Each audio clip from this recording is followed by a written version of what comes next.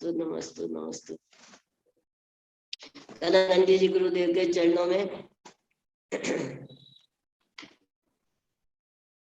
एकाग्र अर्घ समर्पण कर रही हूँ। कौन-सा बोलते हैं माता जी?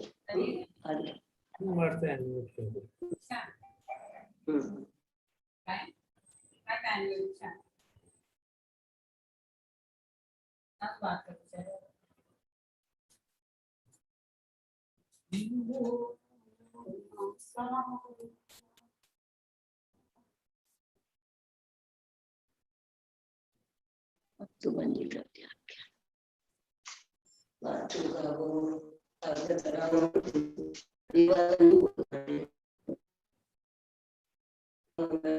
भैया संचालन प्रारंभ कीजिए। मतलब आदि ब्रह्मा आदि गुरु भगवान आदिनाथ भगवान की जय। वर्तमान शासक नायक महावीर स्वामी की जय। परम पूज्य चारित्र चक्रवर्ती आचार्य शांति सागर जी महाराज की जय। आचार्य आदि सागर जी महाराज की जय। आचार्य महावीर कीर्ति जी महाराज की जय। आचार्य गणाचार्य कुंतु सागर जी महाराज की जय। गणाधिपति कुंतु सागर जी महाराज की जय। परम पूज्य वात्सल्य दिवाकर सन्मत सागर जी महाराज की जय। परम पूज्य वैज्ञानिक धर्माचार्य कनक नंदी जी गुरुदेव की जय। संघस्थ गुरुदेव सुविज्ञ सागर जी अध्यात्म नंदी जी परम पूज्य आज्ञा सागर जी तथा वेबिनार में जितने भी साधुगण विराजमान हैं उनको नमोस्तु नमोस्तु। पूज्य माता जी को वंदामि इच्छामि। मैं वेबिनार को प्रारंभ करने के लिए संघस्थ गुरुदेव सुविज्ञ सागर जी से निवेदन करता हूं कि वह मंगलाचरण कर वेबिनार का प्रारंभ करें। नमस्ते गुरुदेव। जय बोलो अनंतानंत सिद्ध परमेष्टि भगवान की जय। जय बोलो अनंत गुण विभूषित देवादिदेव आदि ब्रह्मादिनाथ भगवान की जय। जय बोलो जिनवाणी सरस्वती माता की जय। जय बोलो परम पूज्य गणाधिपति गणधराचार्य श्री कुंतु सागर जी गुरुदेव की जय। जय बोलो परम पूज्य अभिनव शुद्ध केरली आचार्य भगवंत श्री कनक नंदी जी गुरुदेव की। जय बोलो सत्य सनातन जैन धर्म की जय। समस्त संत वृंद की जय। नमस्ते स्वामी नमस्ते। आचार्य भगवान अभी जो विषय चल रहा है तीर्थंकरों के बाल्यावस्था में वो जो विद्याओं के भंडार रहते हैं, सर्व विद्या विशारद रहते हैं, ऐसे ही हमारा भारत प्राचीन काल से ही विश्व गुरु रहा। गुरुदेव ने कविता लिखी प्राचीन गौरव आधुनिक बोध से हे भारतीय पुनः विश्व गुरु बनो। राष्ट्रीय उद्बोधन की कविता है। भारत ओहो भारत भारत ओहो भारत भारत ओहो भारत कितना सुंदर देश हमारा कितनी गरिमा गाथा कितनी गरिमा गाथा। भारत ओहो भारत हमारे यहाँ जन्म लिया है अध्यात्म जैसी शिक्षा। गणित विज्ञान आयुर्वेद भी यहाँ की महान शिक्षा। हमारे यहाँ जन्म लिए है तीर्थंकर महाज्ञानी। सदैव हृदय महात्मा बुद्ध पतंजलि जैसे ध्यानी पतंजलि जैसे ध्यानी। उमा स्वामी यथा सूत्रकार हुए वीरसेन महाज्ञानी वीरसेन महाज्ञानी। चरक सुश्रुत आयुर्वेदाचार अक्षपाद अनुज्ञानी अक्षपाद अनुज्ञानी। कितना सुंदर देश हमारा कितनी गरिमा गाथा कितनी गरिमा गाथा। भारत ओहो भारत भारत ओहो भारत तर्क धुरंधर अकलंक सूरी समंत भद्र भी तथा। यति वृषभ है महागणितज्ञ ब्रह्मांड की रची गाथा।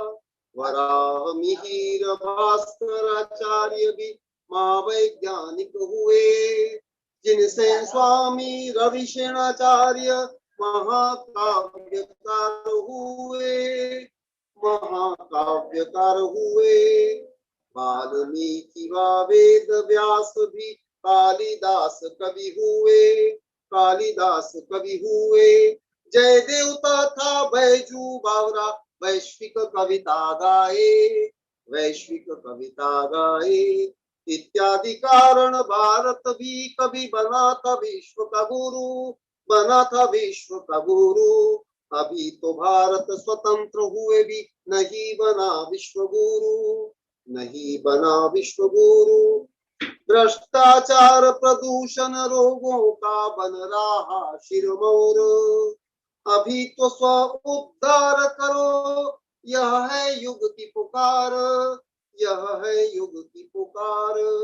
प्राचीन गौरव आधुनिक बोध करके है समन्वय। करके है समन्वय।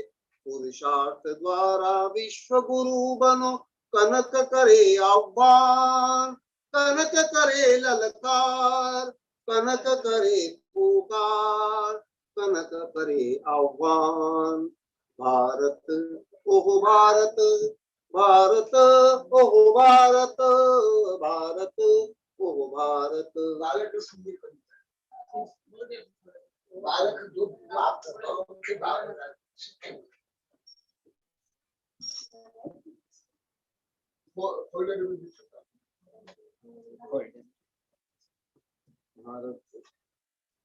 दूसरी कविता भी प्रस्तुत है।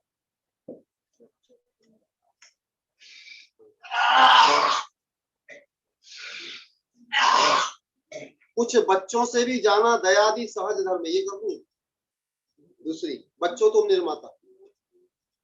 बच्चों तुम निर्माता हो। आचार्य भगवंत बोल रहे हैं कि बच्चों में ही बच्चे ही बीज रूप में भगवान हैं। और बच्चे ही कल के राष्ट्र के कर्णधार है, नागरिक है, महापुरुष है, कलाकार है। सब कुछ बच्चों में ही निहित है। बच्चों तुम निर्माता हो भावी भाग्य के। स्वयं के विकास के राष्ट्र निर्माण के। बच्चों तुम निर्माता हो। तीर्थेश माता पिता भी जो न कर पाए। तीर्थेश जो कर पाए वैसा तुम करो। आज जो भ्रष्टाचार है कल उसे मिटा सको। आज जो न हो पाया कल तुम कर पाओगे। बच्चों तुम निर्माता हो भावी भाग्य के। स्वयं के विकास के राष्ट्र निर्माण के। बच्चों तुम निर्माता हो। तुम वह स्वस्थ बीज हो विशाल वृक्ष के। जाति पंथ नाम पर कोई फूट ना डाले। स्वार्थ से भी ऊंचे है मूल्य शांति के। स्वयं के विकास के राष्ट्र निर्माण के। बच्चों तुम निर्माता हो। संकीर्ण स्वार्थ के लिए घुटने न टेकना। दिल दिमाग जीभ को पक्का सदा रखना। सत्य समता शांति को त्याग ना करे, स्वयं के विकास के, राष्ट्र निर्माण के बच्चों तुम निर्माता हो। कनक नंदी भावना विकास तुम करो, विकास ना रुके कभी, मैत्री भाव हो। जीवन सुखमय बने, प्रकाश विस्तारे, स्वयं के विकास के, राष्ट्र निर्माण के बच्चों तुम निर्माता हो। भावी भाग्य के, स्वयं के विकास के, राष्ट्र निर्माण के बच्चों तुम निर्माता हो, बच्चों तुम निर्माता हो। जय बोलो परम पूज्य बाल मनोवैज्ञानिक आचार्य भगवंत श्री कनक नंदी जी गुरुदेव की जय। नमस्तु गुरुदेव, नमस्तु। बहुत ही सुंदर कविता। भारत भारत हो भारत, इतना सुंदर देश हमारा, जिसमें गुरुदेव ने सभी कवियों का वर्णन किया, जिनसे विश्व का गुरु भारत कहलाया। आज भ्रष्टाचार आदि के कारण भारत विश्व गुरु नहीं है, ऐसा गुरुदेव ने कविता के माध्यम से प्रस्तुत किया। और बच्चों के लिए गुरुदेव ने बताया कि बच्चों, तुम ही भावी भाग्य के और स्वयं के विकास के और राष्ट्र के विकास के निर्माता हो। बहुत सुंदर कविता के माध्यम से गुरुदेव ने वेबिनार का मंगलाचरण किया। मैं आज इस वेबिनार को प्रारंभ करने के पूर्व गुरुदेव ने जो कल हमें शिक्षा दी, उसके ऊपर अपनी 2 लाइनों में टिप्पणी रखना चाहता हूं। गुरुदेव ने कल जो बताया कि आज की पढ़ाई मात्र कमाने के लिए है, बालक को आज की शिक्षा संस्कार नहीं दे रही है, ये सर्वविदित है। क्योंकि पीएचडी करने के बाद भी उसमें न तो विनय आती है न संस्कार आते हैं। गुरुदेव ने गमक का वर्णन करते हुए बताया कि गमक माने समीक्षा, टीका करना, समालोचन करना, ये भगवान ने बचपन में ही सीख लिया था। कोष्ठ बुद्धि, प्रिय वचन बोलना, कोष्ठ बुद्धि एक जो है वह रिद्धि भी है, परंतु यहाँ पर गुरुदेव ने बताया उस रिद्धि से नहीं, यहाँ पर प्रिय वचन बोलने से है। और क्षायिक दर्शन सही थे, मलदोष क्षीण होते थे, भाषात्मक वचन संबंधी मलदोष नहीं होता था, व्याकरण उनकी शुद्ध थी, गुणात्मक मल निसर्ग रूप से सरस्वती प्रकट होती थी, स्वभाव से ही शास्त्र के ज्ञाता थे और शास्त्रों के ज्ञाता होने से वे शांत थे, जगत हितकारी चेष्टाओं से पूरी थे, 3 बाहु गर्भ से आप हिंदी सुन रहे हो, इससे 1 या 2 भावी भाषा ही सब जानते हैं। हम न तो लिख पाते हैं न बोल पाते हैं। इसका कारण हमने ज्ञानदान नहीं किया, जिनवाणी का बहुमान नहीं किया, जिनवाणी का श्रवण नहीं किया, ज्ञान विनय नहीं की, न ज्ञानी की विनय की। इसके गुरुदेव ने 4 कारण बताए। क्षयकोसमिक ज्ञान की कमी क्यों है, और क्षयकोसमिक ज्ञान स्वतः हो जाता है। ज्ञानी गुरु एवं जिनवाणी का विनय करना कर्मजा पुरुषार्थ, पारिणामिक आगे पीछे का विषय नहीं जोड़ना, ऐसा हमारे अंदर दोष है, जिसके कारण हम ज्ञान को प्राप्त नहीं कर पाते। पूर्व के अभ्यास के कारण ही ये सब प्राप्त होता है, जो भगवान को सबसे ज्यादा होता है। यहाँ पर भी कुछ हमारे विशिष्ट व्यक्ति हुए हैं संसार में और भारत में, जैसे रामानुज और डॉक्टर राधाकृष्ण सर्वपल्ली, विवेकानंद जी, दौलत राम जी कोठारी ने शिक्षा में परिवर्तन की रिपोर्ट पेश की जिसको आज दिन तक कोई सरकार लागू नहीं कर पाई, ऐसा गुरुदेव ने बताया। तो गुरुदेव ने कल बहुत ही सुंदर भगवान के जो बालपन के ज्ञान थे उनके ऊपर अपना उद्बोधन दिया। आज पुनः गुरुदेव से मैं सभी की ओर से करबद्ध निवेदन करता हूं कि हे गुरुदेव इस वेबिनार को संबोधित करें और हमें ज्ञान रूपी अमृत का पान कराएं। नमोस्तु गुरुदेव, नमोस्तु गुरुदेव। आशीर्वाद बहुत अच्छा, शॉर्ट एंड स्ट्रीट में अपनी समीक्षा के आशीर्वाद।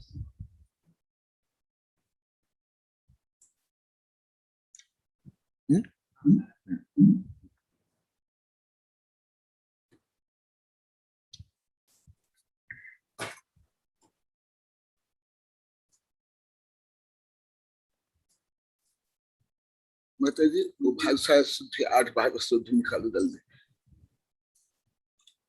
ओम नमः सिद्धेभ्यः, ओम नमः सिद्धेभ्यः, ओम नमः सिद्धेभ्यः। वर्तमान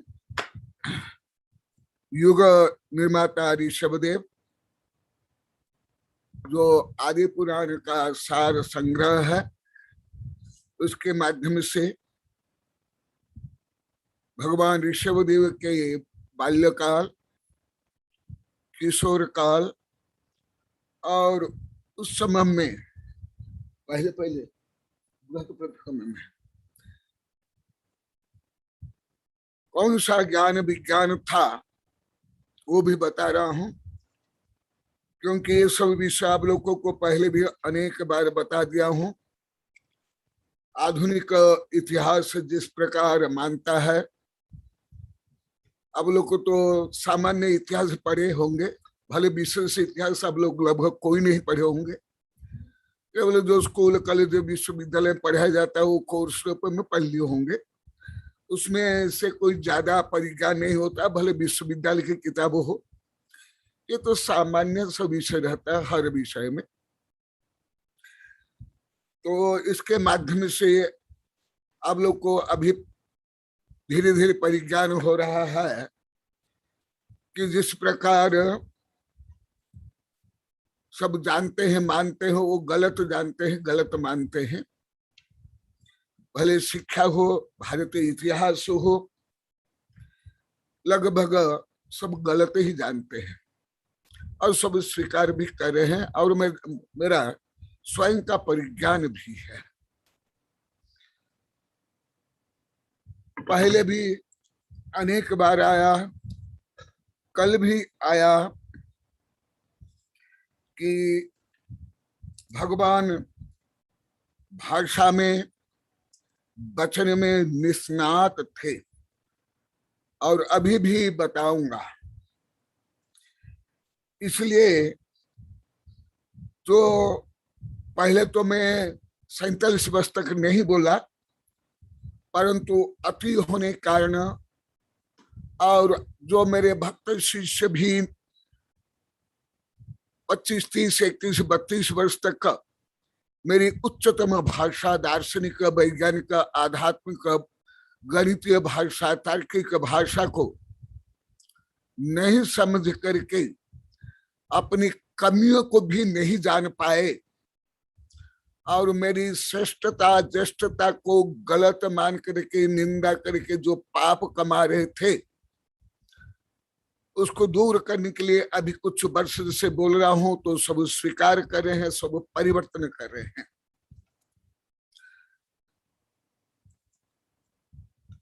अभी उसी संबंधी स्वयं आदिनाथ भगवान के प्रकरण में भगवान बाल्यकाल से ही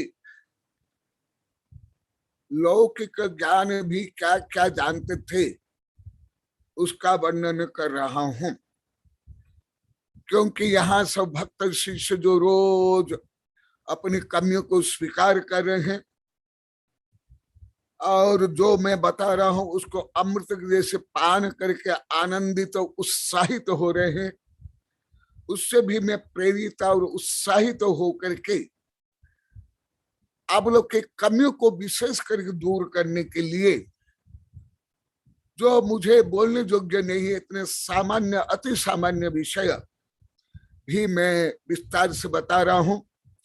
जैसे मैं आज ब्रह्मचारी को बताया था, खुशपाल जी को, दोनों जो सहेली मैडम है मधुबाला और आनंदीबाई को बोलना कि आप लोगों ने जो बताया कि गुरुदेव हम पुराने पढ़े तो समझ नहीं आया, उससे प्रेरित तो होकर के आप लोग को और समझाने के लिए कल से मैं कुछ नया प्रयास कर रहा हूं। परंतु दोनों आज बहन नहीं थी, दोनों सहेली नहीं थी और ब्रह्मचारी बोल भी नहीं पाए, इसलिए अभी बोल देता हूं।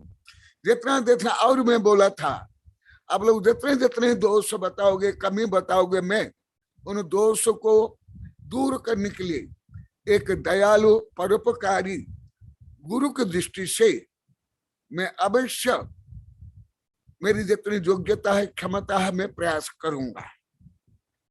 अभी मैं आगे ऋषभदेव, युग निर्माता ऋषभदेव, पेज नंबर 31 और आर्य पुराण में जो कल बताया था अध्याय 14 का वर्णन चल रहा है। कदाचित पद गोष्ठी भी काव्य गोष्ठी भी अन्यदा बाब दूके सम कैस्थित जल्प गोष्ठी भी रे कदा करिचित गीत गोष्ठी भी नृत्य गोष्ठी भी रे कदा कदाचित वाद्य गोष्ठी भी वीणा गोष्ठी भी अन्यदा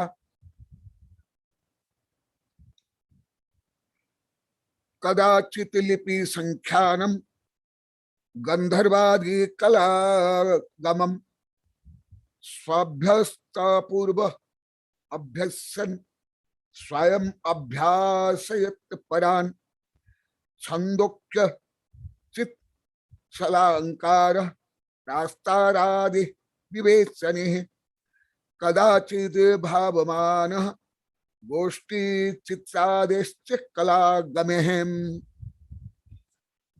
इसमें सब वर्णन है, आचार्य ने वर्णन किया। भगवान लिपि भी जानते थे, कल हल्का से बताया, आगे और भी मैं बताऊंगा।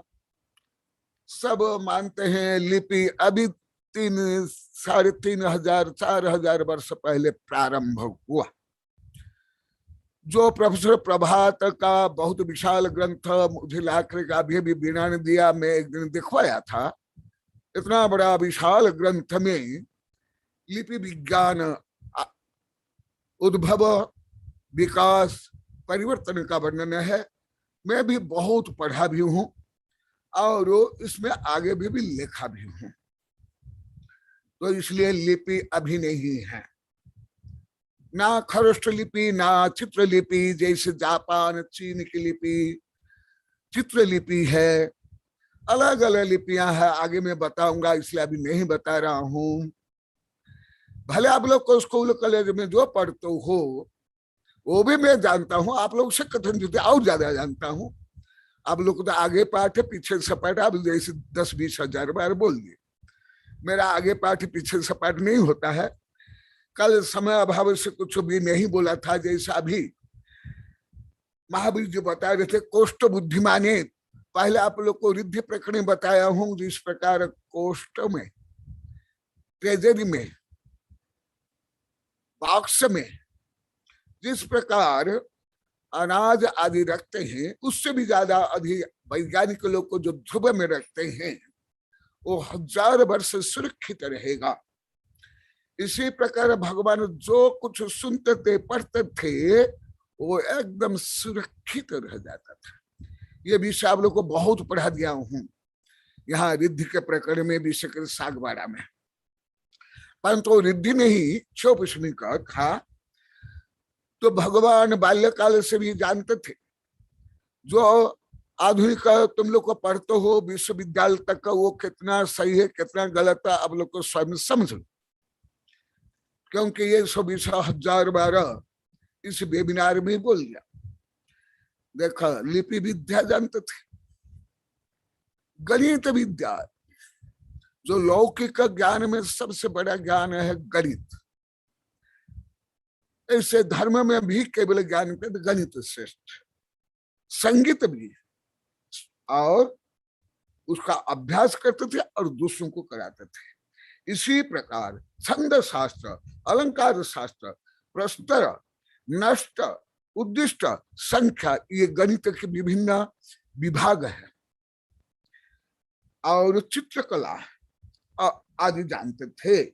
और आज जो मैं बताऊंगा व्याकरण, व्याकरण जो यहाँ सब बोल दिए गुरुदेव, हमको तो कोई व्याकरण पढ़ा ही नहीं, परंतु मैं विश्वास नहीं किया, ये संभव नहीं बिना व्याकरण कोई भाषा हो जाए। इसलिए अभी कई महीना पहले यहाँ मैं मंगाया साहित्य, अभी भी है कुछ, 2 मैडम एक टीचर लाया, मुझे दिखाया, जो अभी भी मेरा यहाँ है वो किताब, यहाँ ही 1 इंच भी दूर नहीं, 1 इंच भी नहीं, यहाँ है देखो। और ये लोग को बोलते थे हम तो व्याकरण पढ़े ही नहीं, साधु से लेके आरिका से लेके ये सब, इस संभव नहीं, असंभव। बिना व्याकरण से कभी साहित्य या भाषा संभव नहीं। सब बोल दिए, माने उसका मनोविज्ञान मुझे भी ज्ञाता, माने इन लोग को पढ़ने पर भी इन लोग को समझने ही कोई रुचि लिए नहीं, कोई ज्ञान नहीं रहा, इसलिए सब यहाँ बोल दिए। हमको तो व्याकरण पढ़ा ही नहीं गुरुदेव। अनेक वर्ष तक बोले, 10-15 वर्ष तक। आज 4ठी कक्षा से 12वीं कक्षा के सब किताब मंगाया, यहाँ ही रखी हुई है, पढ़ी नहीं हुई है, यहाँ ही रखी हुई है। पूरा व्याकरण है यहाँ, अभी चल रहा है। आप लोग तो सब बोल दिए जब बैठे हुए यहाँ, साधु से लेकर आरिका से ले ब्रह्मचारी से ले सब बोल दिए। स्वाभाविक है। पहले आप लोगों को बता दिया, जानने पे आत्मन तत्व भावन आदि बता दिया था। जब विरक्ति हो जाती है, ज्ञान वैराग्य होता है, पूर्व का वो ज्ञान रहते हुए भी उसका प्रयोग नहीं करते हैं, रिद्धि का भी। ऐसे आप लोग का हुआ। देखो उस समय में स्वयं मति सुत अवधि ज्ञान से युक्त होते हुए भी कदाचित पद संगोष्ठी, माने व्याकरण पद की संयम गोष्ठी, संगोष्ठी, जैसे हमारे वैज्ञानिक से वैज्ञानिक संगोष्ठी करते हैं। अभी शायद 15वीं वैज्ञानिक संगोष्ठी हो गई, तो व्याकरण की संगोष्ठी करते थे। उस संबंधी चर्चा, क्या सही क्या गलत, केवल रटते नहीं थे, पढ़ते थे, चर्चा करते थे, अनुसंधान करते थे। कदाचित पद गोष्ठी भी, काव्य गोष्ठी भी, अन्यथा काव्य गोष्ठी, केवल काव्य की रचना नहीं करते थे, उस संबंधी गोष्ठी भी करते थे। माने भारत के लोग पहले कोई बर्बर म्लेच्छ नहीं है जो तुम लोग अभी तक पढ़ रहे हो, पढ़ा रहे हो, वो मैं बता रहा हूं। और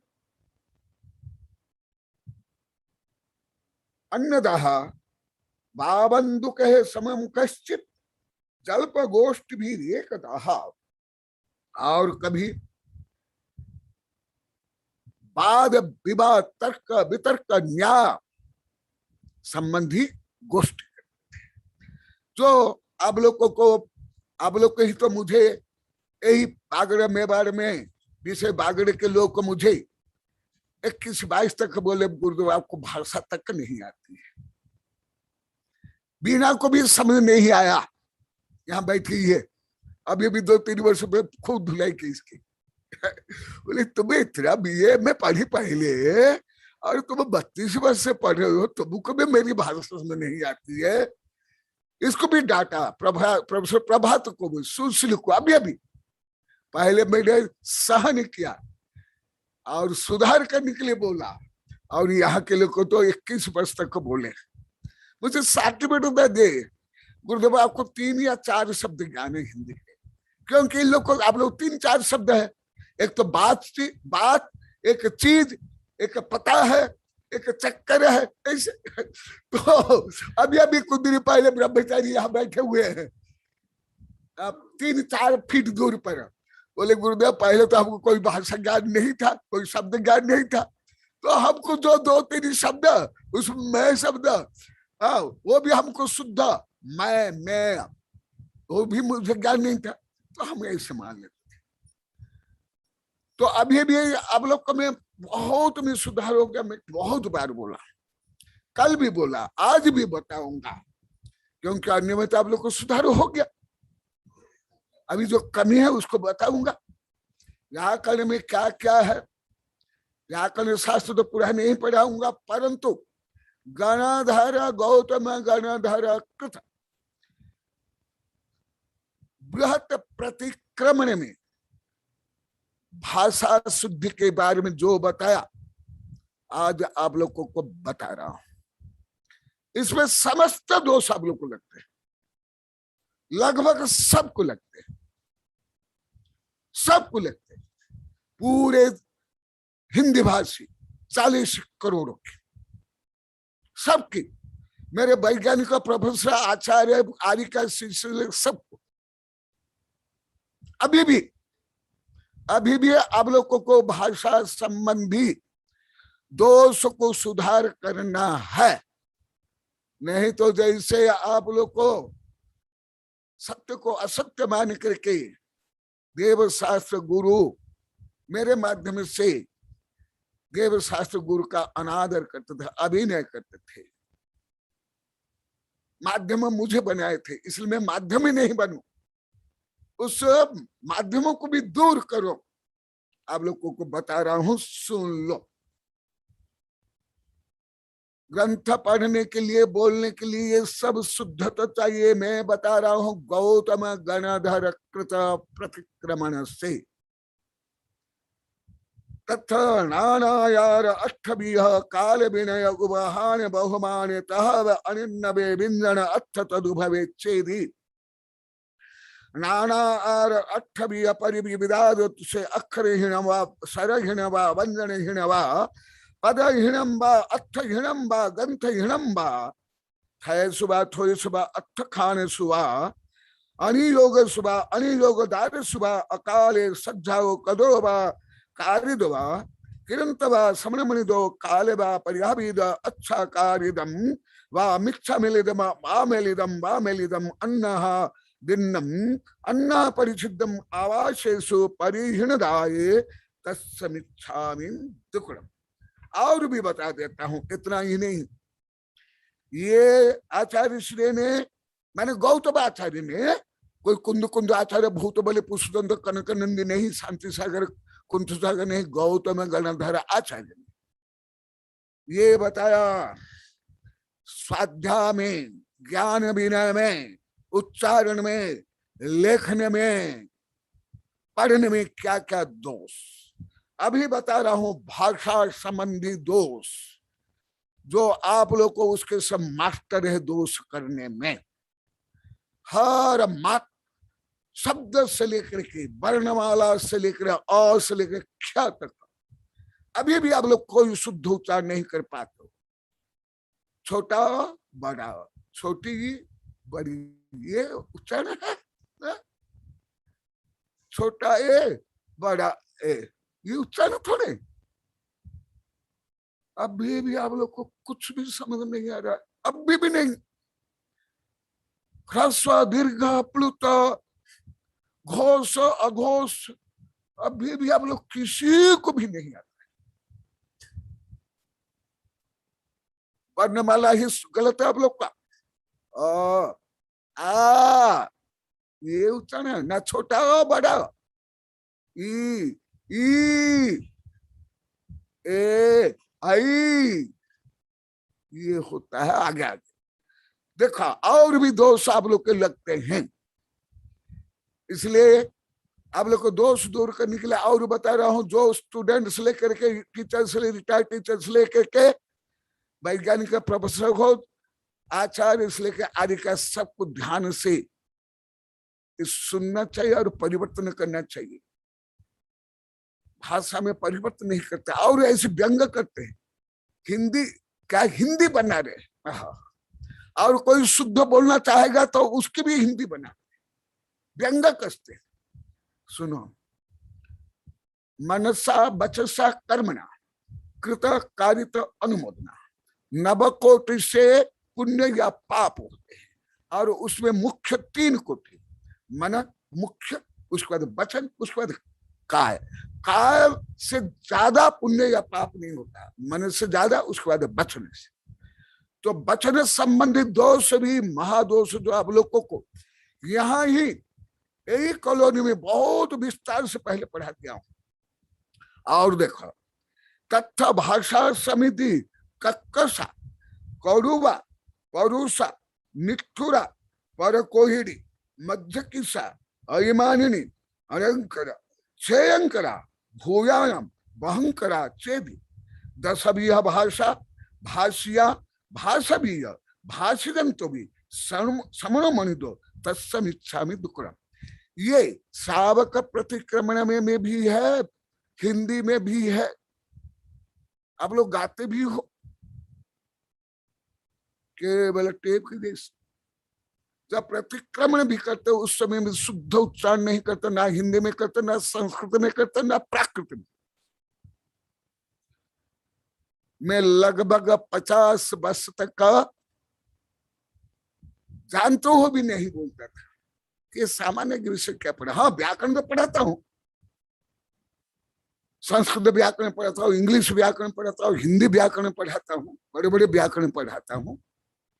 परंतु तो व्यक्तिगत अभी जैसे 5 वर्ष से आप लोग को नाम लेकर कान पकड़ के धुलाई कर रहा हूं, वो नहीं करने का कारण मेरा सब अमृत गठन में सब बह गया। तो भाषा में जो तीर्थंकर के बारे में आया, अतिशय हित मित प्रिय भाषा, वो कैसे कठोर कर्कश निष्ठुर निंदात्मक पर अपवाद दूसरों का छेदन भेदन व्यापार विवाह पंचपाप फैशन वैसन जय पराजय अपमान आदि वचन नहीं होना चाहिए और उच्चारण भी नहीं होना चाहिए। और जिसको बोलते हैं तुम लोग को बोलते हैं टोंग नहीं होना चाहिए। और क्या होना चाहिए अभी सुन लो, हल्का हल्का बता रहा हूं, पूरा नहीं बता रहा हूं। और क्या सुनो, ये पहले भी बता दिया हूं, परंतु अभी भी यहाँ भाषा में अभी तक सुधार उन्नत नहीं हुआ है। जैसे अन्य में सब सुधार हुआ, किसी को भी नहीं हुआ। साधु आर्यिका ब्रह्मचारी ब्रह्मचारी विद्यार्थी किच है, भले आप लोग को समझ नहीं आता है। देखो क्या है, ज्ञानाचार अष्टभ्य परिव्याहतो। ज्ञानाचार कौन बता रहा है कि बहुत व्याकरण संबंधी गुरुदेव बहुत अच्छा प्रवचन कर रहा हूं, कोई लिख रहा है यहाँ सुन लो। एमए कक्षा के आगे का मैं विषय बता रहा हूं। आप लोग एमए कक्षा के हिंदी व्याकरण में भी ये नहीं है। अभी 2 वर्ष तक का साधुओं को और यहाँ के गृहस्थों को जो आते थे उनको हिंदी व्याकरण पढ़ाया हूं, जो उच्च कक्षा के लिए हिंदी व्याकरण है। देखो आप लोग के क्या क्या दोष है, अभी भी लेखने में भी दोष है, उच्चारण तो महादोष है। क्या क्या दोष, अक्षरहीन, अक्षर से हीन उच्चारण करना, सरहीन, सरहीन उच्चारण करना तो आप लोग का जन्मजात अधिकार है, कर्तव्य है। संपूर्ण शब्द में आप स्वर भी नहीं उच्चारण करते, राम, गाम, नाम, कहा हलंत कर लिया आप लोग। राम, राम, आम, नाम, ऐसा होता है। अभी अभी एक दिन यहां बैठा है, एक दिन बोला मनीष, तत्काल में उसको बोला, तब बोला कि गुरुदेव हम तो कोई सिखाए नहीं, हम बालिकल से ऐसे बोलते हैं, हित मित प्रिय, ऐसे बोल रहा था। हित हित हित हित तो होता है, हाँ? स्वरहीन, आप लोग को स्वरहीन ही सब बोलते, माने आप लोग को बिना नाक, बिना आंख, बिना कान के चेहरा जैसे हो, स्वरहीन। जहां भी हलंत नहीं, वहां भी सब आप लोग हलंत ही करते, ये स्वरहीन। मेरे पास बड़े बड़े व्याकरण के, पहले भी व्याकरण है, अभी भी मणिभद्र मंगाया है, यहाँ ही है, उसमें भी सब लिखा हुआ हिंदी भाषाओं की क्या कमियां है। कम से कम 4-5 उच्चतम व्याकरण यहाँ ही मेरे पास है, उच्चतम व्याकरण। स्वरहीन आप लोग को सब बोलते हो। आम, मैं उदाहरण देता था सब आप लोग का, एक क्या बताओ, आम, नाम, गाम, यही मनीष यही बोला था। मैं जो पढ़ाया था तीर्थंकर, हित मित प्रिय बोलते, वो बोला 2-3 बार, हित मित प्रिय, हित हित हित हित कहा, हित हित होता है।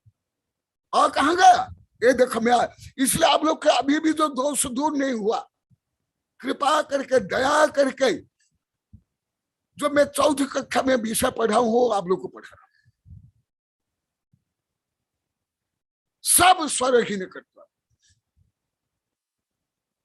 कोई आप स्वर सहित बोलता हाथ उठा लो। अभी जितने आप साधु पंडित गृहस्थ बैठे, जितने बैठे यहां भी बैठे, सब स्वरहीन करते। आगे व्यंजनहीन, व्यंजनहीन भी करते, स्वरहीन ज्यादा करते, व्यंजन अक्षर का उच्चारण भी आप लोग को सही नहीं कर पाते, उच्चारण नहीं कर पाते। जो मेरे पास पढ़े सबको मैं सैकड़ों हजार बार बता दिया, अक्षर तक जितने आप लोग को बैठे। व्यंजनहीन, स्वर के बाद व्यंजन, संयुक्ताक्षर भी आप लोग उच्चारण नहीं कर पाते। संयुक्ताक्षर और व्यंजन कथित तो कठिन है, परंतु स्वर तो जो स्वराजती स्वर जो सरल है, उसका भी उच्चारण सही नहीं है। किसका उच्चारण हाथ उठा लो, किसका उच्चारण अभी भी सही है? सबके लिए मैं बोलता हूं, साधु से लेकर के विद्यार्थी तक सबको टोटल लेकर मैं प्रश्न करता हूं। इसलिए आप लोग को मेरा उच्चतम भाव, आध्यात्मिक भाव, उच्चतम संस्कृत निष्ठ उच्चारण को भी आप लोगों ने गलत माना सबने। अभी तो सब स्वीकार कर ले 6 वर्ष से। व्यंजनहीनम, पदहीनम, अभी भी आप लोग को कर्ता कर्म कर्ण संप्रदान अपादान अधिकरण जहां जो जोड़ना चाहिए आप लोग को आता ही नहीं, आता तक नहीं है। किस क्रम से बोलना वो तो छोड़ दो, अधिकांश कर्ता भी नहीं बोलते हो। शुद्धि में भी छोड़ देते हो, मन शुद्धि, वचन शुद्धि, काय शुद्धि, या ज्यादा आहार जल शुद्धि। आगे आज भी ब्रह्मचारी टोक रहे थे, लगभग रोज ऐसे होता है। आहार जल शुद्धि आगे का आहार ग्रहण कीजिए तो प्राकृत कोई नहीं बोलते। कोई का आहार ग्रहण कीजिए मान बोले दे नमस्कार तो लगभग मैं प्रैक्टिकल बता रहा हूँ आप लोग को जो कर रहे हो। प्ले बॉय जैसे प्ले बॉय, प्ले बॉय को जैसे मंटेसरी शिक्षा पद्धति से पढ़ाया जाता है ना, मंटेसरी शिक्षा पद्धति प्ले बॉय से सिखा रहा हूँ दादा दादी जैसा। अभी के दादा दादी ने, अभी तो दादा दादी काओ आई हेड वॉश करो ऐसे सब बताते हैं। मैं सुनता रहता हूँ, मन मन से परीक्षण निरीक्षण शोध बोध करता हूँ और दुख भी होता है, परंतु बोलता नहीं, क्योंकि मेरा निंदा करने का कोई भाव थोड़े, मैं निंदक थोड़े हूँ ना, मैं वकील भी हूँ ना व्यापारी हूँ ना मैं नेता हूँ, मैं गुरु हूँ। और सुनाओ, विद्याहीन पदहीन, जैसे अब लोग को मजाक किया, कई बार बोला रोटला खा दी, अब रोटला ही खाते हो, सब्जी दाल दूध फल और कुछ नहीं खाते। सब छोड़ लिए, एक ही रह गया। और मैं तो रोटी पराठे खाता नहीं, आप लोग जानते हो, एक गिलास भी नहीं लेता हूँ, सब जानते हो। तो फिर क्या मैं रोटला खा दी कहाँ होगा।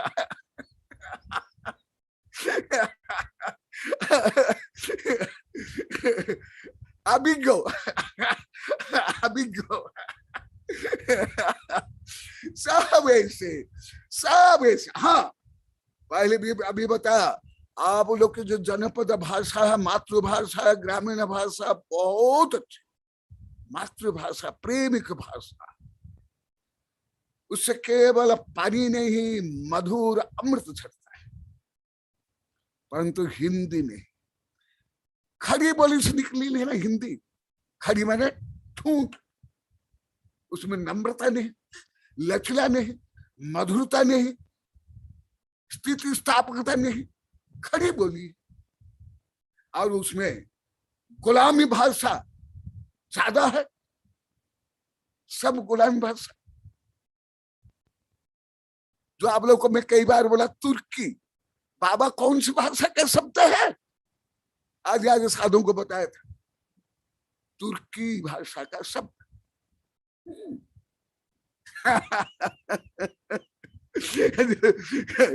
जो भारत को गुलाम रखे, भारत को क्या माने, म्लेच्छ माने, असभ्य माने,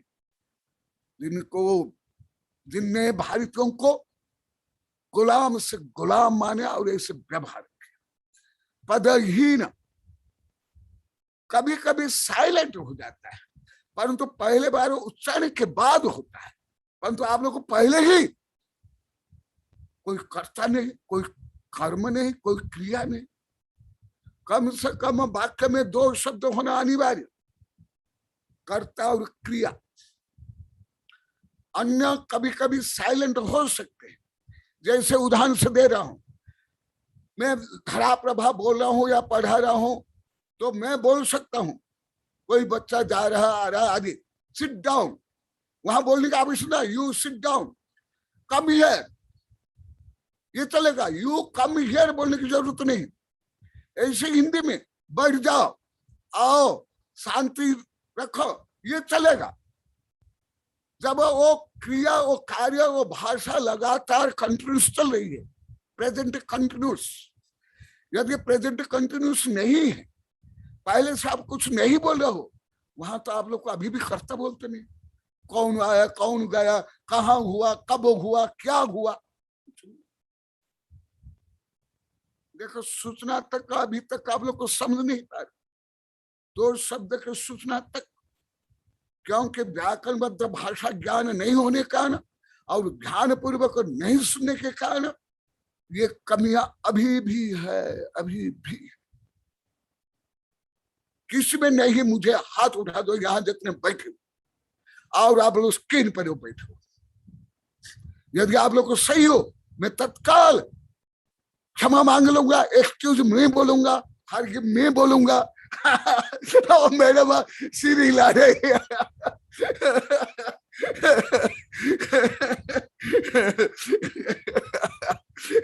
इसलिए मैं आज 4th कक्षा का व्याकरण पढ़ा रहा हूं आप लोग को। हाँ, जो आप लोग की जनपद भाषा है, माने मातृभाषा या बोली, वो सही है, वो सही हो, कोई गलत नहीं। भले आप सागबाड़ा को हगबाड़ा बोलो, सगाई को हगाई बोलो, रोटला खादी बोलो, अभी जो बोलो, बे जो बोलो, वो सब चलेगा। इसलिए 700 भाषा लघु भाषा है, परंतु हिंदी बोलने का प्रयास और घमंड करते हो, इतना घमंड कि 21 वर्ष तक आप लोग को क्या क्या बोलते रहे, कितना पाप कमाते रहे। जब मेरा वज्र प्रहार प्रारंभ नहीं हुआ उसके पहले पहले तक का अभी तो सब मान लिए। अभी तो हिंदी बोलने भी आप लोग को डर लग रहा है, यहाँ बैठ कर पढ़ने भी अब आप लोग को डर लग रहा है। देखो, पदहीनम्बा अर्थहीनम्बा।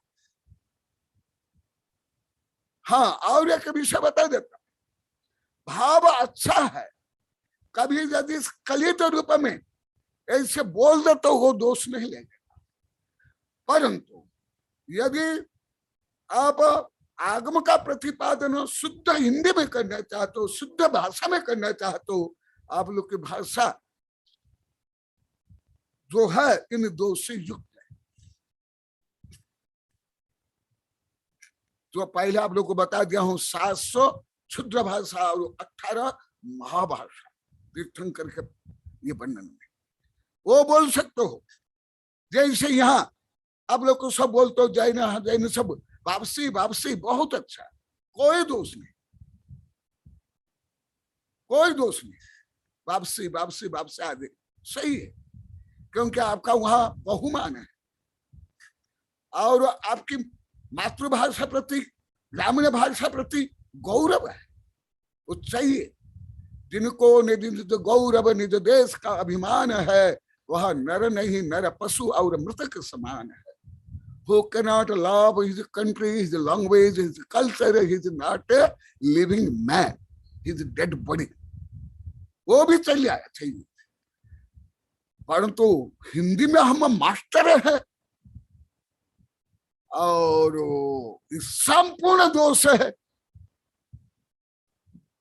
सुन लो, यही समीक्षा, यही समन्वय, यही अनेकांत। मैं प्रोफेसर प्रभात को मेरे जितने शिष्य सबसे विद्वान शिष्य मानता हूं, रियल भी थे, क्योंकि वो स्वयं पहले ज्ञानी थे और मेरे से सबसे ज्यादा पढ़े वो, परंतु उनकी भाषा भी शुद्ध नहीं थी। मैं लास्ट में 15, 16, 18 वर्ष के बाद मैं टोकना प्रारंभ किया। सागबाड़ा के पास एक छोटा सा गांव है सरोदा, एकांत में महावीर जयंती में। उसके बाद 1-2 शब्द बता देता हूं, वो लाखों बार बोल दिया मग मग मग। बोले अरे प्रभात, तुम्हें मग मग क्यों बोलते हो? गुरुदेव बहुत अच्छा शब्द। मैं बोले कि बोलो, व्युत्पत्ति बोलो, इसका अर्थ बोलो, टाइम टाइम फिक्स।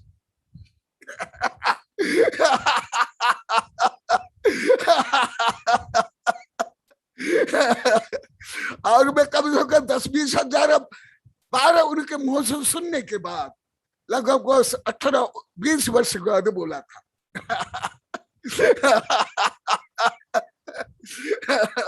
हाँ, वो जाके बोलते गुरुदेव हमारी ग्रामीण भाषा में बोले में ये तत्काल में स्वीकार कर लेता, पर तो जब बोले कि बहुत शुद्ध है तत्काल में प्रश्न कर लिया।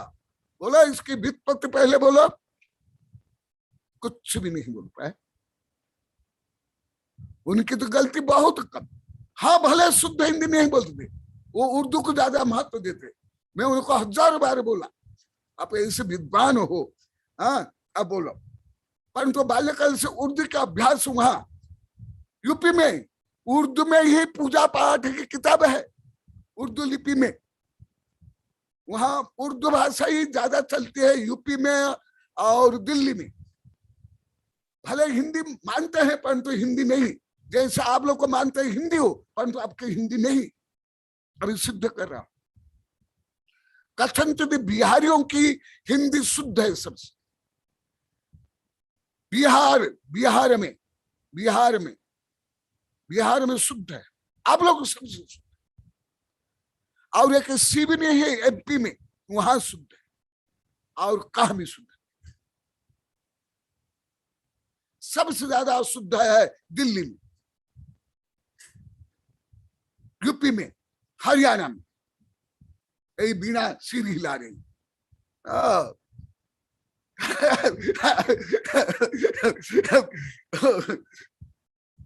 वो वेद पढ़े छम छम विद्या में घम घम ऐसे कुछ बोलता हो ना।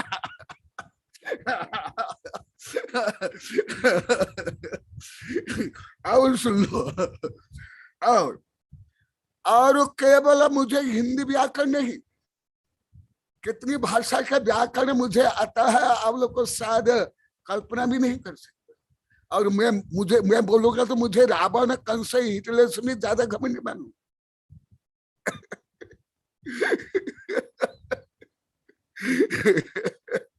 और देखा, अर्थहीन, अर्थ से विहीन, सार्थक शब्द ही बोलना चाहिए। वाक्य किसे बोलते हैं वो भी लगभग किसको मालूम नहीं। मैं तो लाखों को पूछ लिया, what is the definition of a sentence, कोई नहीं बोल पाते, अभी भी नहीं बोल पाते। सार्थक अर्थों का, शब्दों का समूह वाक्य है, ये भी नहीं जानते। या जिस वाक्य में कम से कम कर्ता और क्रिया हो उसको वाक्य बोलते हैं, या जिससे वक्ता अपना अभिप्राय को पूर्णतः प्रकट करता है उसको वाक्य बोलते हैं। ये तीनों परिभाषा से आप लोग को सब दोषी हो। तीनों परिभाषा आपकी सही नहीं है, अभी भी नहीं, अभी भी नहीं, किसी की भी। इसलिए आप लोग को भाषा में इतने दुर्बल थे, इसलिए मेरी श्रेष्ठतम भाषा को आप लोग को इतने वर्ष तक गलत सिद्ध करते रहे, बोलते रहे। आप लोग को अपनी कमियों को एकदम नहीं जान पाए।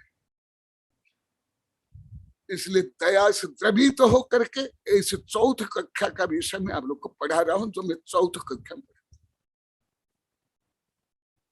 और सुन, अर्थहीन, अर्थहीन यद्वा तद्वा मनमानी, कुछ भी नहीं बोलना चाहिए।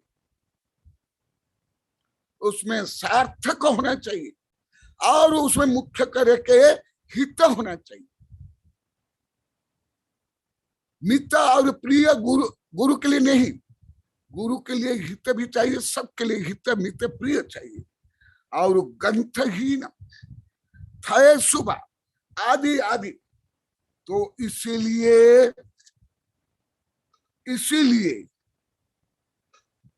हर तीर्थंकर, महात्मा बुद्ध,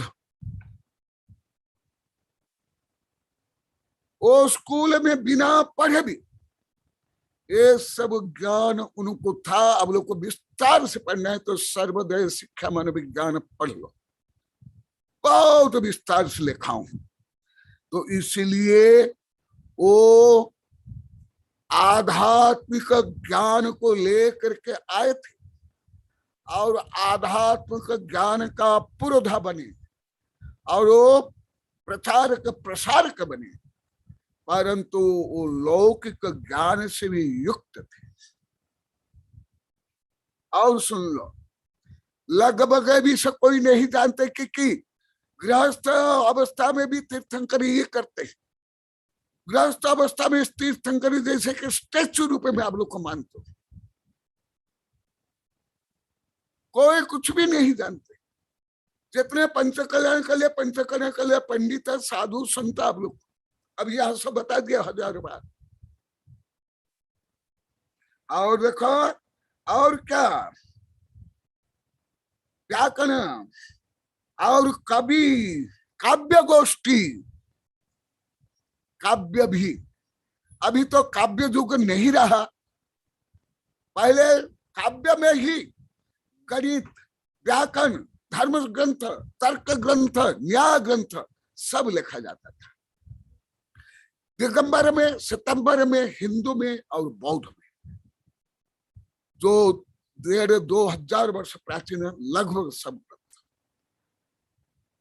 इसलिए काव्य पहले काव्य की क्षमता पहले ज्यादा थी, अभी काव्य की क्षमता नहीं होने के कारण अभी काव्य में कम ग्रंथ था। जब मुझे भी 58 साल तक मुझे भी कविता लिखना नहीं आया, अभी प्रौढ़ अवस्था में कविता लिखना मैं प्रारंभ किया, तो इससे मुझे अनुभव से भी मुझे ज्ञात हो जाता है कविता लिखना बहुत कठिन है, बहुत कठिन है, बहुत। केवल छंद के लिए नहीं, जहां ना पहुंचे रवि वहां पहुंचे कवि। आप लोग को बोलते मैं इसको नहीं मानता। मैं 2010 में 2010 में जब प्रारंभ किया, 11 में पहले बीना भी थी, प्रभात भी थे, क्षमासी, 2 ब्रह्मचारी, इस समय में, उस समय सब में कुछ बताया था। काव्य में केवल आप लोग के हिंदी भाषी केवल मात्रा गिनते रहते हो। मैं गुप्त नंदी, राशि, क्षमा, सुगे बोले ये मात्रा गिनते छोड़ो। कहाँ संस्कृत प्राकृत में मात्रा गिना गया है? कहाँ रविंद्र कबीर के जो गीतांजलि है, कहाँ उसमें मात्रा है? जो गाने योग्य हो सब गाना है, जो भी है। आप लोग को कोई एक हिंदी भाषी कोई कवि हो, उसकी रूढ़िवादिता से आप लोग को बंद कर सब, जैसे तैसे अंतिम प्रास बढ़ जाए, अंतिम अक्षर सही हो जाए, बस हो गई कविता। इसलिए अभी कविता का स्तर क्या है? कोई स्तर है? ना भाषा, ना विषय, ना मधुरता, ना आध्यात्मिकता, ना क्रांतिकारी विषय, कुछ भी नहीं। अभी पेपर में भी आता है, कोई ना विषय है, ना शब्द है, ना अंतप्रास तक है। मेरे सब बंधन को छोड़ दिया, तोड़ दिया। इसलिए अभी कौन सी विधा की कविता नहीं हुई आप लोग को बोलो, वो मैं लिखूंगा।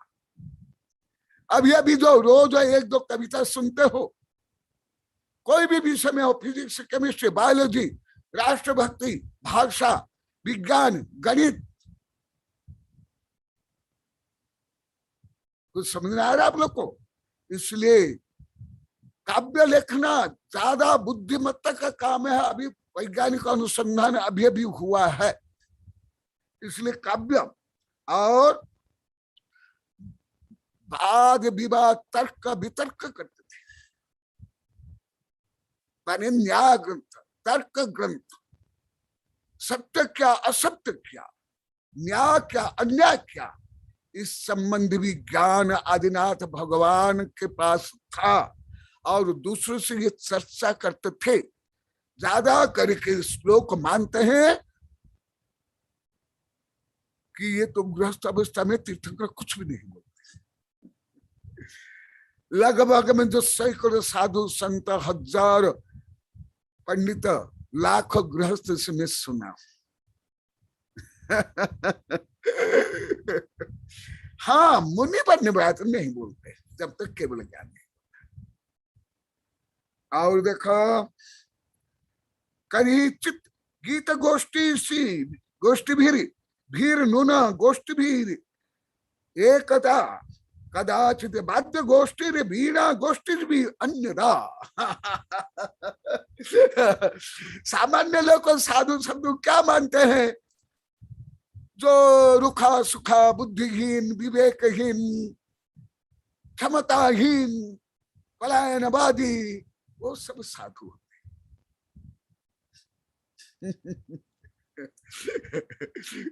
वो होते साधु, माने जो पलायनवाद, जिनको व्यापार करना, शादी करना, बच्चा पैदा करना, लड़ाई झगड़ा करना, फैशन वैशन नहीं करना आता है, वो सब साधु बन जाते हैं। ऐसे मिथ्या धारणा। और इधर हर धर्म में पूछते रहते हैं, उसके नाम पर मंदिर मठा आदि बना कर युद्ध लड़ाई झगड़ा करते। अभी भी पढ़िए, पूरी किताब है अभी बनी, 450 पेज की, देखो। परंतु उनके आध्यात्मिक गुण, वैचारिक गुण, नैतिक गुण को नहीं समझते। केवल कोई सफेद कपड़ा पहन लिया, कोई गरुआ वस्त्र पहन लिया, कोई नंगा रह गया, कोई बाल नोच लिया, कोई बाल बढ़ा लिया, इतना कोई धर्म मान लिया। परंतु उनके जो आध्यात्मिक गुण है उसको जानते तक नहीं। हर धर्मावलंबी, हर धर्मावलंबी, अभी मैं तो जितने धर्मावलंबी से तर्क वितर्क चर्चा की है, साहित्य पढ़ा है, सब ऐसे, सब ऐसे। और देखो, इसलिए कोई साधु रूखे सुख नहीं होते। हाँ, तुम लोग जैसे भोग रसिक नहीं, फैसले रसिक नहीं, व्यसने रसिक नहीं, निंदा रसिक नहीं, परंतु गुण रसिक होते, काव्य रसिक होते। देखो, यहाँ मजाक से सबसे ज्यादा दिनेश बोलता है, दिनेश शाह, दिनेश जांगा, वो बहुत बार बोल गया। गुरुदेव अभी भी बोला है, साधु माने क्या? जो रूखा सूखा खाए, उपवास करे और सुख सुख करके मर जाए, 100 वर्ष के 50 वर्ष मर जाए, वो साधु है। यह सब सुने, बहुत लोग सुने। वो व्यंग रूप में बोलता है कि ये साधुता का रूप नहीं।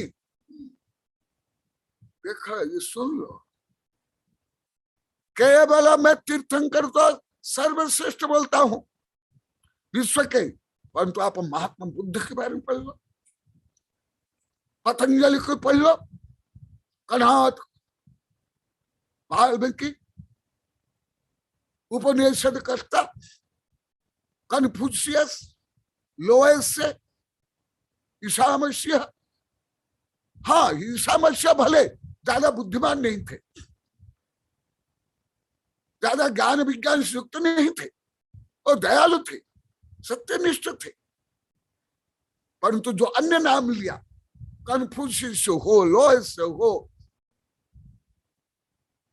महात्मा बुद्ध हो, कणाद हो, ये सब भले आप लोग को वो अन्य धर्म रूप में उसको क्या क्या मान के क्या क्या मानता है, आप लोग को सारी गली बुद्धि आओ जाने, और स्कूल कॉलेज में उससे भी आओ ज्यादा सारा गला पढ़ता और पढ़ाते, वो भी मुझे मालूम है आप लोग कमियां।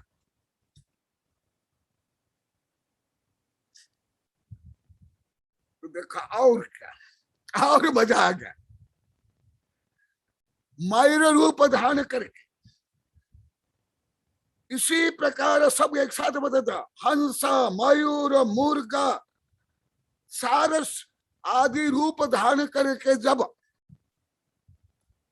देवलोक क्रीड़ा करते थे, भगवान उनके साथ भी यथायोग्य क्रीड़ा करते थे, मनोरंजन करते थे, बोलते थे, नचाते थे। ये बहुत ज्यादा वर्णन है, वो नहीं बताऊंगा, कम से कम 8-10 श्लोक में वर्णन है। और मल्ल बन करके मल्ल युद्ध भी करते थे, परंतु वहां हार जीत की या हिंसा की भावना नहीं, खेल खेल में। और एक विषय बोलता हूं, क्रिकेट भारत का खेल है ही नहीं, ये गुलाम की मानसिकता। और क्रिकेट लंदन के है, यूरोप के हैं, वो लगभग नहीं खेलते हैं। जो अभी गरीब देश है वो ज्यादा खेलते हैं, भारत, पाकिस्तान आदि।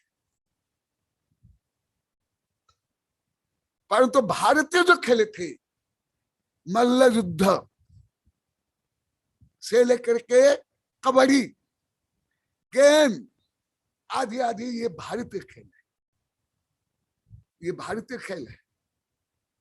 जो आप लोग जो खेल के जो पगले हो, वो भारतीय खेल ही नहीं, वो विदेश में आविष्कार हुआ और वो अभी है ही नहीं। क्यों? उसका भी मैं बहुत 22-23 वर्ष पहले लिखा हूं, अभी भी थोड़ा बहुत आ रहा है। अभी भी कोई नट मर गया तो आया है कल परसों, ये सब नट नट शराबी कबाबी से लेकर के क्या क्या होते हैं, अभी भी कल आया है, और मैं 22 वर्ष पहले लिख लिया। तो मल्ल युद्ध करते थे, परंतु कैसे करते थे? वैर भाव बिना केवल क्रीड़ा की। मल्ल युद्ध हर पशु पक्षी मनुष्य करते हैं, मनुष्य के बच्चे करते हैं। आप लोग देख लो, ये भी हल्का सा बता देता हूं।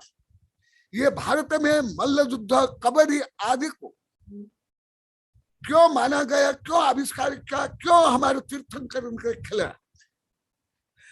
अभी अभी बोले हैं गुरुदेव भाई, यहाँ भी सब पंचकरण हुआ, हम कुछ जान नहीं पाए, कुछ समझ नहीं पाए, यहाँ सब बैठे हैं। इसलिए मैं बता रहा हूं, ये बता रहा हूं आगे मल्ल युद्ध आदि क्यों है। ये मेरी किताब बहुत विस्तार से लिखा हूं। क्रिकेट आप लोग को, जैसे आप लोग क्रिकेट के भूते हो, क्रिकेट के पगले हो, बूढ़ा बूढ़ी डोकरा डोकरे, अधिकांश साधु सुंदर ब्रह्मचारी ब्रह्मचारी, मुझे खुद व्यक्तिगत अनुभव है। कुछ लोग खेलते हैं और खरब लोग बैठ के देखते हैं घंटों घंटों।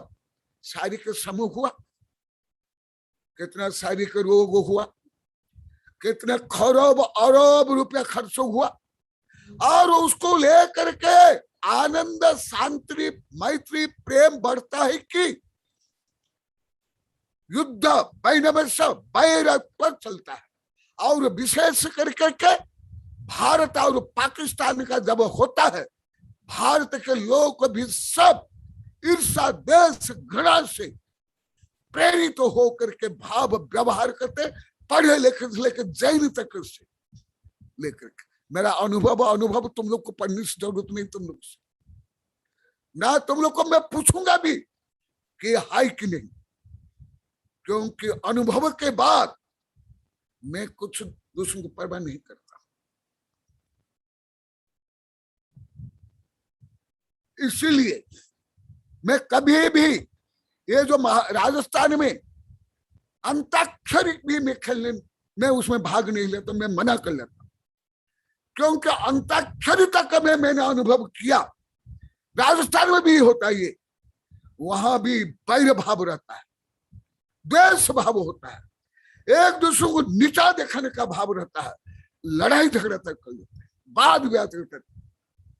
यदि तुम लोग को भाग ले, तुम लोग ने किया है सब, तुम लोग को भी कोई इससे बड़ी नहीं हो। इसलिए खेल अवश्य खेलना चाहिए, परंतु ऐसे जो अभी खेलते हैं खरब रुपया उसमें घोटाला से लेके, स्मगलिंग से लेकर के, सट्टाबाज से लेकर के, जो युद्ध तक होता है वो क्रीड़ा नहीं है। इसलिए वैर भाव रहित शारीरिक श्रम करने के लिए, शारीर को स्वस्थ बनाने के लिए, प्रेम संगठन बनाने के लिए खेलना गृहस्थों का, विशेष कर बच्चों का पढ़ाई से भी ज्यादा जरूरी है। यही है मंटेसरी शिक्षा पद्धति। मैडम मंटेसरी ने जो शिक्षा पद्धति को आविष्कार किया, और भारत में तो पहले से ही था, जो मैं अभी बता रहा हूं। इसलिए मैं सर्वश्रेष्ठ उदाहरण तीर्थंकर का लिया। मैं यदि बुद्ध, कणाद, सुकरात, जैमिनी या तुम्हारे जो योग के संपादक, प्रचारक, प्रसारक है, पतंजलि का बोलूंगा, तुम लोग का ये तो अजय नहीं, ये तो मिथ्या दृष्टि, ये तो दूसरे का, ऐसे निकाल लो। इसलिए तुम लोग का एकदम मुट्ठी में लेकर बोल रहा हूं, तुम नका नहीं सकते हो। और मैं प्राचीन ग्रंथ के आधार पर, श्लोक के आधार पर इसलिए जो आप लोग खेल संबंध भी, आप लोग को जो भारत के खेल मंत्रालय से लेकर स्कूल के जो खेल की जो प्रक्रिया है, गलत है। एक दूसरे को परास्त करने का भाव ही नहीं होना चाहिए, प्रेम बढ़ाने, संगठन बढ़ाने, प्रतिस्पर्धा नहीं, प्रतिस्पर्धा का भाव ही नहीं होना चाहिए, वहां भेदभाव भी नहीं होना चाहिए, वहां टीम भावना भी नहीं होनी चाहिए, टीम भावना, ये भी गलत है। बहुजन हिता बहुजन सुखा भी गलत है, मानव अधिकार भी गलत है, पशु पक्षी अधिकार भी गलत है, सर्वजीव अधिकार जो आधुनिक विज्ञान को मैं इतना श्रेष्ठ इसलिए मानता हूं। सर्वजीव, कीट पतंग पेड़ पौध कोई भी हो, देखा यही है मेरे सर्वोदय शिक्षा में बहुत विस्तार से लिखा हूं। खेल खेल से मनोविज्ञान, खेल खेल से शिक्षा आदि देखा। और विभिन्न पक्षी पशु पक्षी वो देव बनते थे और वो सीख रहे। पशु पक्षी क्यों बनते थे, ये भी मनोविज्ञान है। पशु पक्षी की सुरक्षा, अभी ये अभी पर्यावरण जो वैज्ञानिक पशु पक्षी रक्षक लोगों को भारत में तो थोड़ा कम है, विदेश में यही करते हैं। अब लोग देखना, सब विदेश टीवी में सब आता है, पशु पक्षी के रूप धारण करके नाचते हैं गाते हैं, फिर उससे जो रुपया आता है पशु पक्षियों के लिए, गरीबों के लिए, अपंग के लिए, रोगी के लिए वो दान में दे देते हैं अरब खरब रुपया। और उसके लिए टूर्नामेंट भी करते हैं विदेश में। रोज आप लोग को देखते होंगे, पेपर में आता है, टीवी में आता है। परंतु भारत में अभी तक ये सब नहीं हो रहा है, नहीं हो रहा है, ना सरकार की तरफ से, ना स्कूल कॉलेज की तरफ से, ना शिक्षा विभाग का कुछ। हाँ, एक दूसरे को परास्त करने के लिए, नीचा देखने के लिए जैलों को भी टूर्नामेंट कर लेते हैं। यहां भी करते हैं, मेवाड़ बाजार, यहाँ गांव में करते हैं। परंतु परस्पर में कितना प्रेम, संगठन, एकता क्या है वो स्वयं जाने, मैं तो जानता हूं। देखो, और समय होने जा रहा है। और देखो, जल क्रीड़ा करते थे जल क्रीड़ा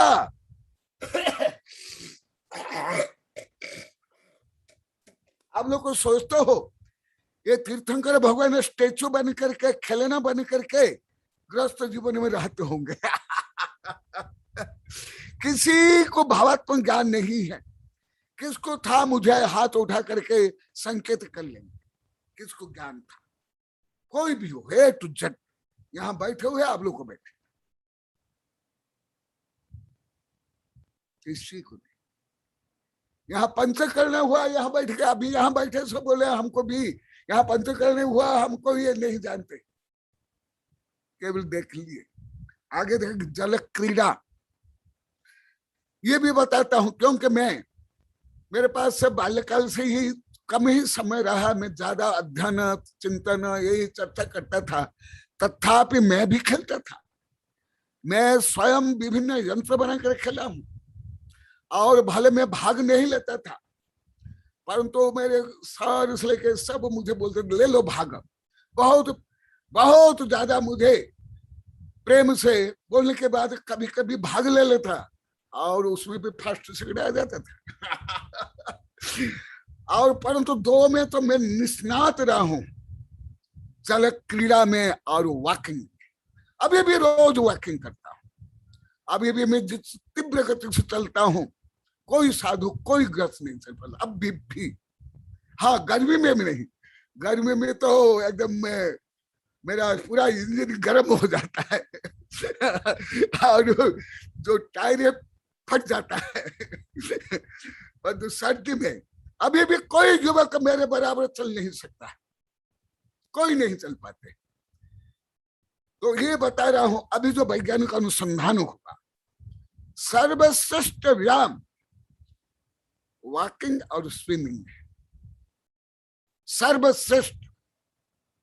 इसके बराबर कोई खेल भी नहीं है, ना क्रिकेट, ना कोई भी खेल देश विदेश के जो वैज्ञानिक अनुसंधान वो मैं बता रहा हूं। और यहाँ श्लोक नंबर 204 में है, देखा, कदाचित दीर्घ का अभ्यस्तु समा सूर कुमार कहे जल क्रीड़ा विनोदेन रममान संबंधम देखो क्रीड़ा का यही रहस्य है, विनोद, मनोरंजन, प्रेम, वात्सल्य, संगठन, ना केवल दूसरों को हराना, दूसरों को नीचा दिखाना, रुपया ऐंठना आदि आदि, ना लड़ाई झगड़ा वाद विवाद। जैसे आप लोग को तो भारतीयों को और पाकिस्तान को मेरे से बहुत ज्यादा ज्ञान है आप लोग को, कितना आप लोग को पगले हो जाते हो। शराब पीने पर भी इतने पगले नहीं होते जितने भारत और पाकिस्तान टीम परस्पर लड़ते और बोलता लड़ते। अरे खेल को भी लड़ते हो बोलते, खेल लड़ा जाता है। चलो क्रीड़ा और माने स्विमिंग और वॉकिंग, ये हर वय के लोग को करना चाहिए। इसलिए श्रमण माने दिगंबर साधु और बौद्ध साधु को श्रमण बोला जाता है। श्रवण का मतलब जो श्रम करे, जो आत्म उत्थान के लिए श्रम करे। इसलिए वो पैदल ही चल करके श्रम करते हैं पर्यावरण रक्षा के लिए और शारीरिक स्वस्थ। मैं दोनों के लिए हल्का से बोल देता हूँ, कल कुछ कविता सुना देना सुबह साई जी, जल क्रीड़ा और व्यायाम आदि के कई कविता हूं लिखा हूं, बहुत लिखा हूं, परंतु अभी बता देता हूं सर्वोत्तम व्यायाम ये दो है। क्यों? इसमें पूरा शरीर मस्तिष्क से लेकर के समस्त सेल्स सक्रिय हो जाते हैं और गुड हार्मोन साफ होता है। और पैदल चलने पर ब्रेन मस्तिष्क जो ब्राउन कलर के जो तत्व होता है वो वृद्धावस्था में भी क्षय नहीं होता, बढ़ता है। इसलिए वृद्धावस्था में भी स्मरण शक्ति घटती नहीं है। सुन लो, ये लगभग कोई नहीं जानते होंगे, कोई भी नहीं, लिख लो ये। और जिसके कारण मानसिक रोग भी नहीं होता, टेंशन भी दूर होता है, डिप्रेशन होता है, यहां तक कि अल्जाइमर, डिप्रेशन, फोबिया आदि रोग भी कम हो जाते हैं ये दो में।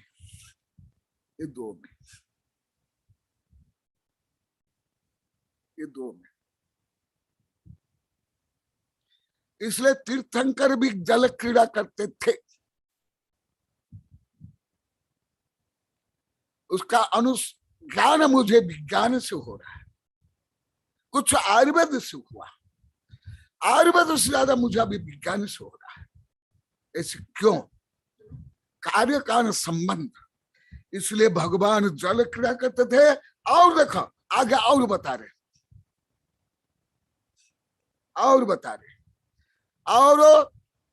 और कई कारण है, जैसे बाढ़ आती है, नदी पार करना है, आदि आदि, दूसरों की रक्षा करना है।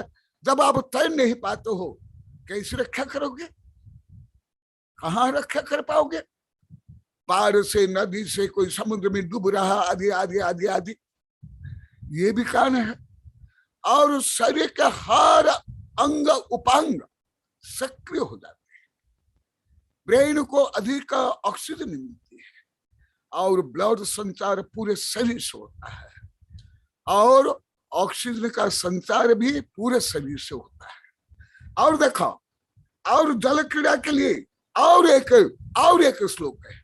सबके लिए एक एक श्लोक हो, परंतु जल क्रीड़ा के लिए और एक श्लोक दिए गए। जल केलि विधान भक्त्या मेघ कुमार कहा, भोजुर धाराग्रह भूमय भूय स्फुरद्धार समन्तः। देखो, मेघ कुमार जाति के जो देव कुमार है उनके साथ धारागृह, देखा पहले भी धारागृह था। धारागृह जानते हो आप लोग को? वहां आगरा कोई गए क्या? ऊपर किला में देखे, पहाड़ के ऊपर धारागृह है, मुसलमानों ने बनाया। गर्मी के लिए। धारागृह में क्या होता था, बीच में दीवार और छत के बीच में पानी रखा भरा जाता था, दीवार में और छत में, और फव्वार होता था, जिसके कारण वो धारागृह ठंडा होता था, गर्मी नहीं होती थी। धारा इसको बोलते हैं धारागृह। प्राकृतिक रूप में किसी प्रकार पर्यावरण प्रदूषण नहीं, किसी प्रकार ऊर्जा का अपव्यय नहीं, और प्राकृतिक रूप में ऐसे धारागृह होता था। वहां ही मैं धारागृह देखा हूं, अन्य जगह में मैं नहीं देखा हूं अभी तक। कहा मैं बता रहा हूं, आगरा के किला, ताजमहल नहीं। ताजमहल में कोई ज्यादा महत्व नहीं देता, किस भी दृष्टि नहीं देता।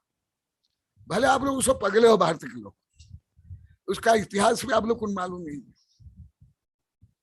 क्या शोषण हुआ, क्या है उसके पीछे, आप लोग को नहीं जानते।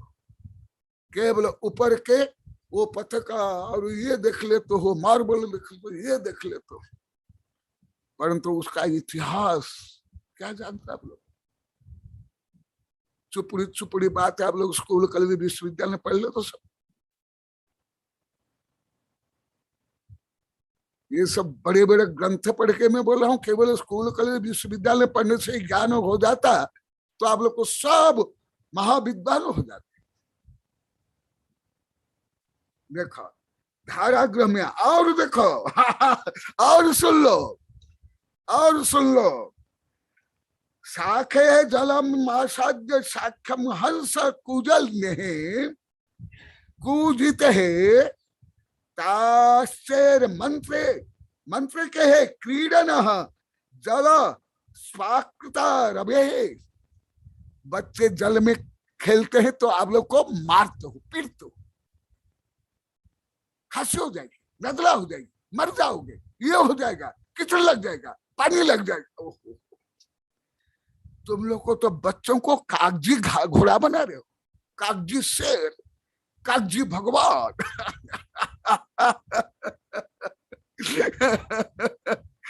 कागजी वैज्ञानिक अनुसंधान है, वो भी थोड़ा थोड़ा बता देता हूं।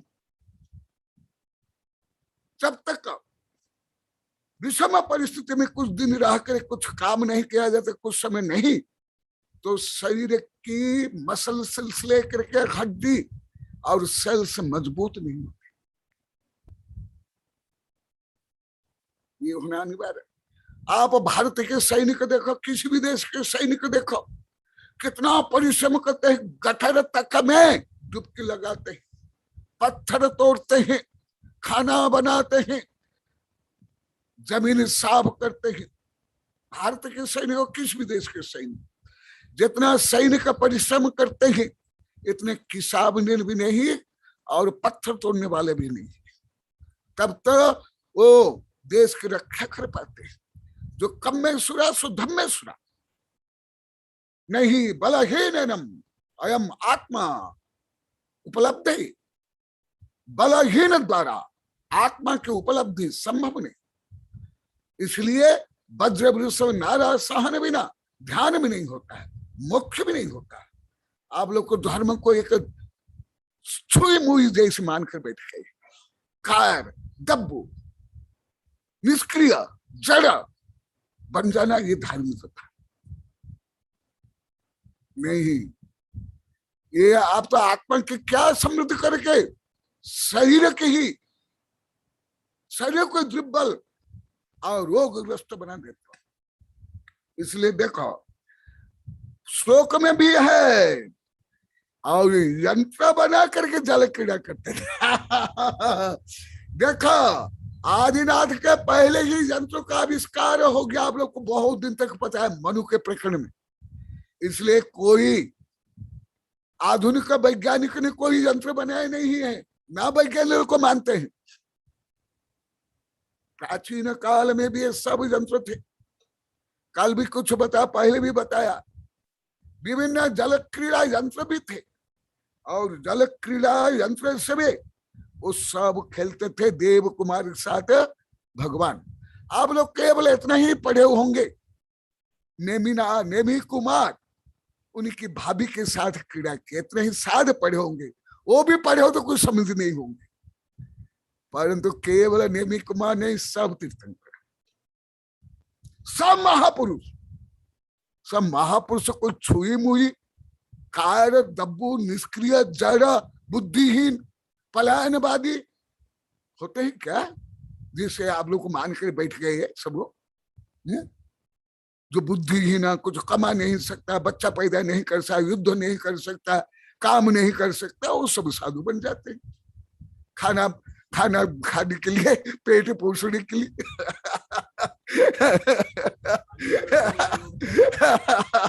मूड मुंडा 3 गुना मिट गई सिर के खाज, खाने को लड्डू मिले लो कहे महाराज। इसलिए शरीर को भी स्वस्थ रखना विद्यार्थियों का, किशोरों का, प्रौढ़ों का, साधु संत का भी कर्तव्य है। इसलिए साधु संत के लिए भी स्वास्थ्य लाभ के लिए विहार करना, भ्रमण करने का कहा गया। और जैन आयुर्वेद में तो कल्याणकार के इतना बड़ा ग्रंथ बहुत लिखा हुआ है। तो इसलिए कोई साधु यदि प्राणायाम में योगासन करते तो कुछ लोग को मानते हैं कोई गलत कर रहे। हाँ, कोई दूसरों को परास्त करने के लिए, भोग करने के लिए, धन कमाने के लिए, शरीर को स्वस्थ नहीं।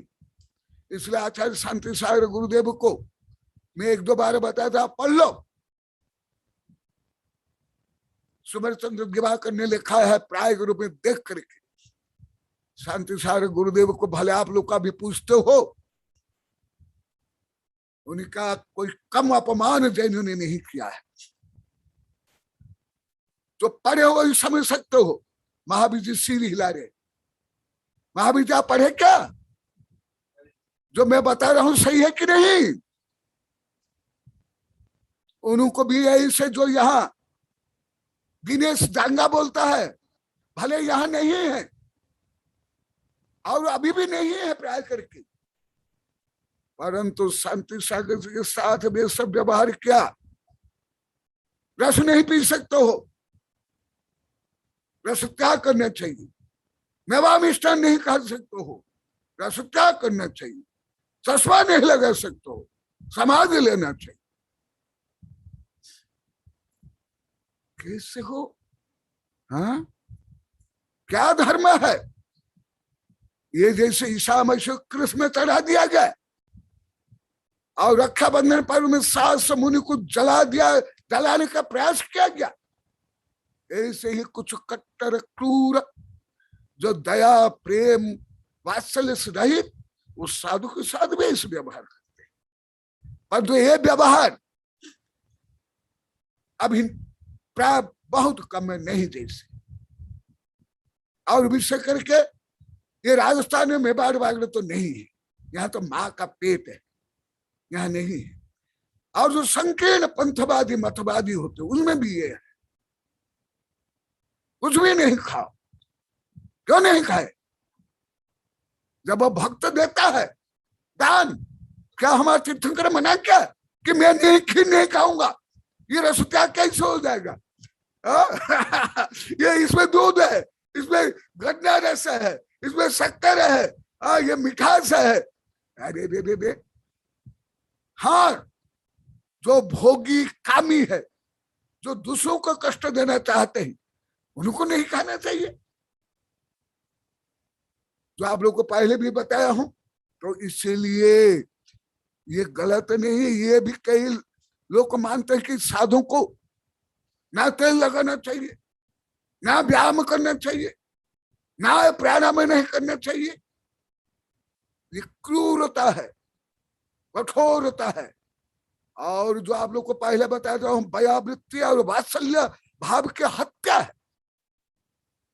तो इसलिए मैं आप लोग को बता रहा हूं तीर्थंकर के माध्यम से कि भारत में किस प्रकार समृद्ध शिक्षा पद्धति, संस्कार पद्धति, तन मन आत्मा को स्वस्थ सबल बनाने की पद्धति थी।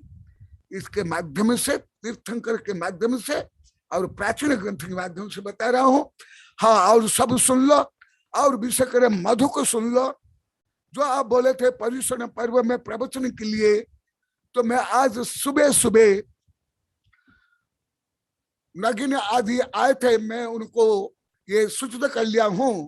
पर्युषण पर्व में मध्याह्न में जो अभी वेबिनार में जो कार्यक्रम जो चल रहा है प्रवचन, यही चलेगा। तो एक साथ पर्युषण का भी हो जाएगा और वेबिनार का हो जाएगा। आप सब एक दूसरे को आप लोग को सूचित कर लो। और मधु को हो तो मधु को भी तुमको भी बताता हूं, तुम भी सबको सूचित कर लेना। जय महावीर भगवान की। मेरा प्रश्न है, मैं जो अभी बताया आप लोग को कौन जानते थे और मैं क्या गलत बताया? आप लोग क्या प्रश्न करोगे क्या? मेरा प्रश्न करने का अधिकार नहीं क्या? ये तो मेरा जन्मजात अधिकार है प्रश्न करना। गुरुदेव, इसमें आपने कुछ भी गलत नहीं बताया, और आप जिस चीज में निष्णात थे वो आपने सही बताया। क्योंकि आपके साथ चलना नहीं, भागना है।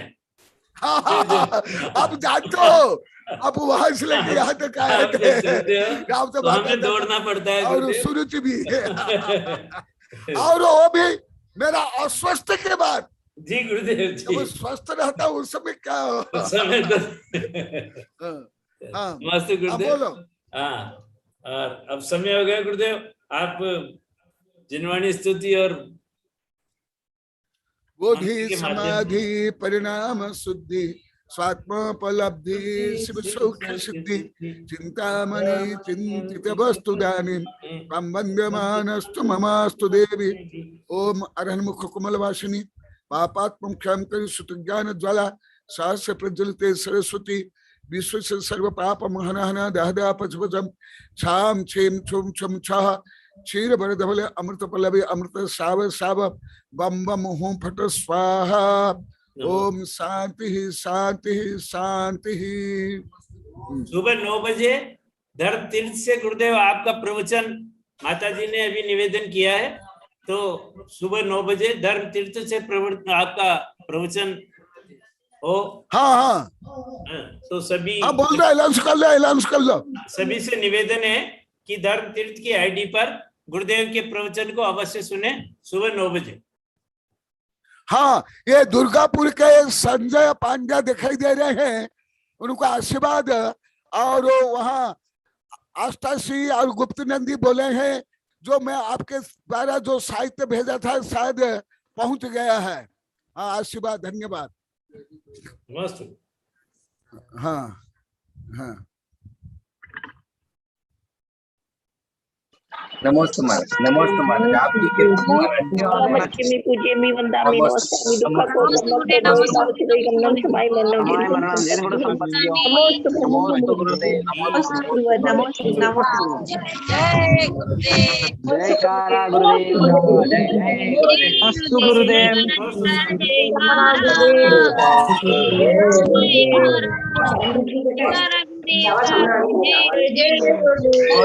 जय जय बोलो जय बोलो जय बोलो गुरुदेव की जय बोलो जय कारा गुरुदेव का जय